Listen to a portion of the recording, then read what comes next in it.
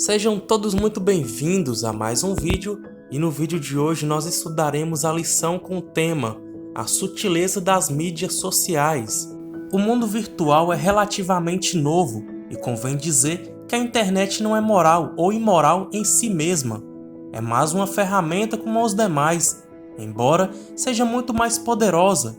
Isso faz com que o seu uso seja muito mais desafiador. Em outras palavras, as mídias sociais como instrumentos são neutras, contudo, o uso que se faz dela não é. Como toda ferramenta, impõe um desafio ético e moral por parte de quem usa. Nesse aspecto, os cristãos precisam estar conscientes sobre como devem fazer uso de mídias sociais, como WhatsApp, Facebook, Instagram, Twitter e outros. Mesmo sendo ferramentas neutras, não sendo, portanto, boas ou más em si mesmas. As mídias sociais tornam os que dela fazem uso normalmente responsáveis. Nesse aspecto, os cristãos também são moralmente responsáveis pelo que fazem, através desses instrumentos virtuais, diante da sociedade, igreja e comunidade a qual pertencem. Assim, eles devem buscar nas Escrituras os princípios que devem orientar as suas navegações no espaço virtual. Como um livro inspirado, a Bíblia contém princípios que norteiam e disciplinam a vida dos cristãos, inclusive no ciberespaço.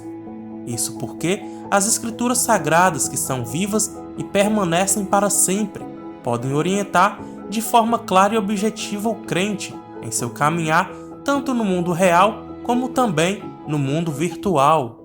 Lemos em Eclesiastes capítulo 1 e versículo 4 que uma geração vai e outra geração vem. Cada geração que existiu escreveu sua própria história e produziu suas próprias conquistas. Os egípcios nos deixaram as pirâmides e aos sumérios é atribuída a escrita.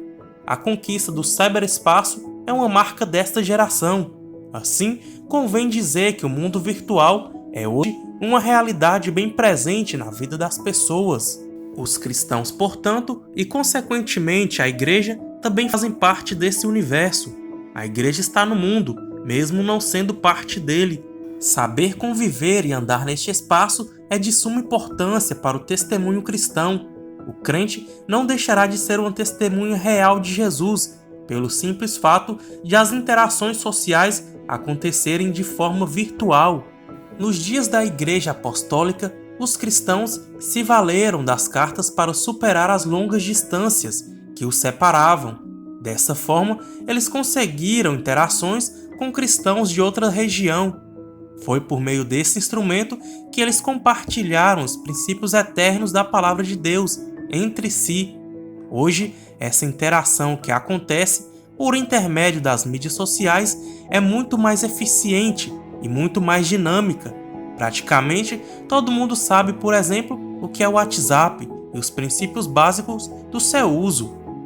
Da mesma forma, milhões de cristãos estão fazendo perfis no Facebook e Instagram para aumentar as interações entre si. O mundo virtual também é uma realidade no dia a dia da igreja. Contudo, há muitos desafios, riscos e perigos nesse espaço virtual. Portanto, um andar prudentemente, recomendado pelas Escrituras, aplica-se também ao espaço virtual. Quando Jesus apareceu a seus discípulos, logo após a sua ressurreição, ele desafiou Tomé a tocá-lo. Depois disse a Tomé: "Põe aqui o teu dedo e vê as minhas mãos. Chega a tua mão e põe no meu lado." Ser igreja envolve contato. Não há cristianismo verdadeiro sem comunhão. Isso porque a igreja é corpo. Ora, vós sois o corpo de Cristo e os seus membros em particular. É real, visível e palpável.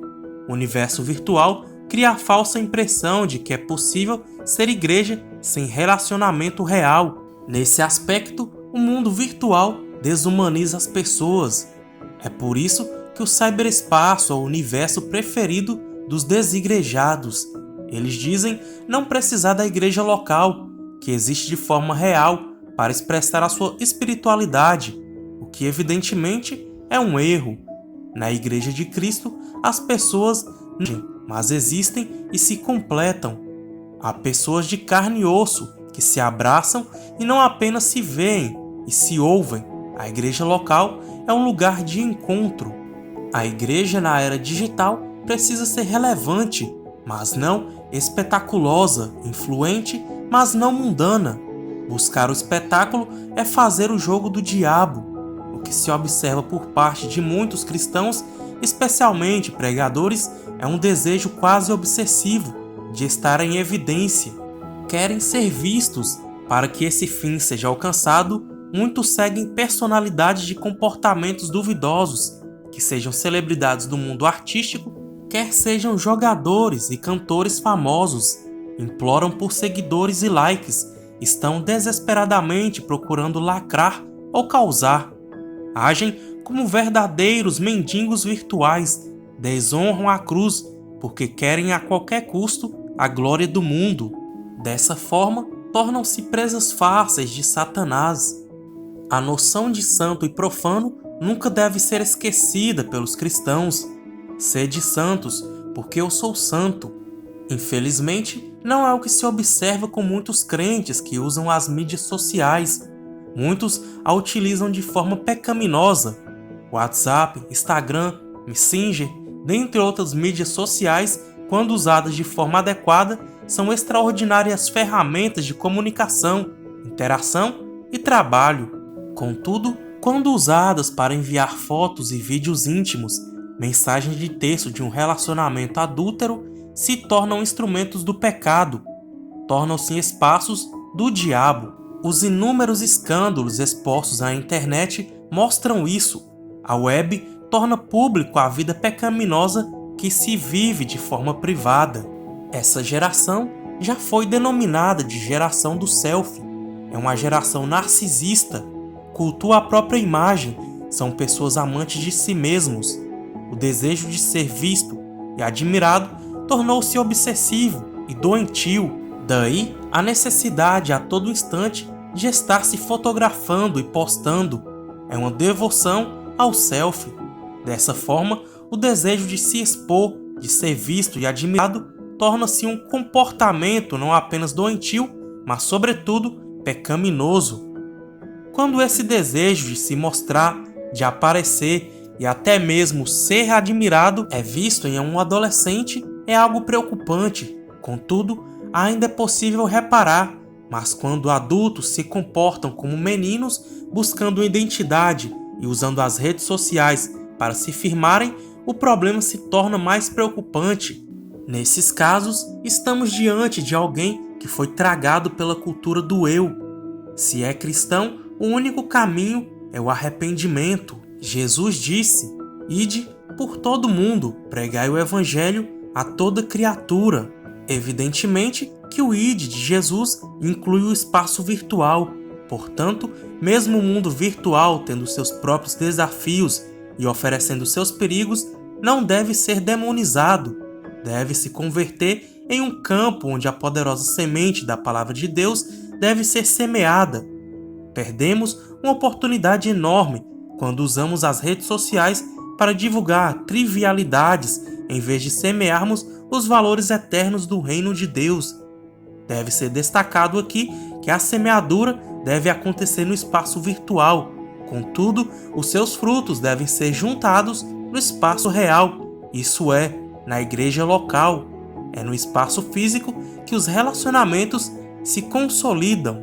Outra coisa importante proporcionada pelas redes sociais está relacionada ao discipulado e pastoreio.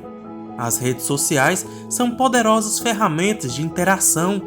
Devem, portanto, ter seus potenciais usados para o crescimento do reino de Deus. Os pastores devem estar conscientes disso e aptos a explorar esse novo campo. Os grupos de WhatsApp, principalmente no sistema de congregações, são um bom exemplo disso. O pastor deve fomentar a criação desses grupos em suas congregações e, se possível, acompanhá-los para promover o crescimento da igreja. Não são, portanto, meros veículos de informação, mas, sobretudo, de interação. Aqueles que optarem por ficar de fora das redes sociais estão perdendo uma extraordinária oportunidade de promover o reino de Deus. Chegamos ao final de mais uma lição. Desta vez, vimos e conhecemos um pouco sobre o universo virtual e como se dá a dinâmica do seu funcionamento. E mais, vimos como ele pode se tornar um espaço perigoso em que o pecado ganha proporções assustadoras, mas sobretudo como ele pode se converter num terreno fértil, no qual a semente da palavra de Deus pode ser semeada. Se o diabo usa as redes sociais para espalhar suas mentiras e fomentar o pecado, a igreja deve usar esse espaço para semear a verdade, proclamar o arrependimento e implantar o reino de Deus. Espero que tenham gostado do vídeo, se inscreva no canal e ative o sininho das notificações. Deus abençoe a todos.